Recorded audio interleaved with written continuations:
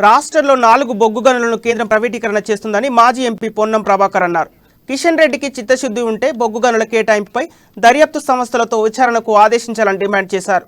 BRS అవినీతి గురించి పొద్దున లేస్తే మాట్లాడే బీజేపీ బొగ్గు గనుల కేటాయింపులో అవినీతిపై కమలం నేతలు ఎందుకు చర్యలు తీసుకోవడం లేదని ప్రశ్నించారు. గాంధీ భవన్లో ఆయన మీడియాతో మాట్లాడారు. బొగ్గు గనుల విషయంలో బీజేపీ టీఆర్ఎస్ పార్టీలు ఒకటేనని మరోసారి రుజువైందని అన్నారు. తెలంగాణ ఆత్మ గౌరవమైనటువంటి సింగరేణి సంస్థను రక్షించుకునే ఉద్దేశంతో ఈ రెండు ప్రభుత్వాల యొక్క వాస్తవ రూపాన్ని తెలంగాణ ప్రజలకు తెలియజేసేటువంటి ప్రయత్నం చేస్తూ ఉన్నాం. వాస్తవంగా సింగరేణి సంస్థ 51% రాష్ట్ర ప్రభుత్వం, 49% కేంద్ర ప్రభుత్వంతో దానికి అనుగుణంగా డైరెక్టర్లను నియమించబడేటువంటి సంస్థలో ఏ నిర్ణయం తీసుకున్నా కేంద్రానికి రాష్ట్రానికి సంబంధం లేకుండా తీసుకునే నిర్ణయం కాదు. ఇలా చంద్రశేఖరరావు గారికి ఏమాత్రం నైతికత ఉన్నా, చంద్రశేఖరరావు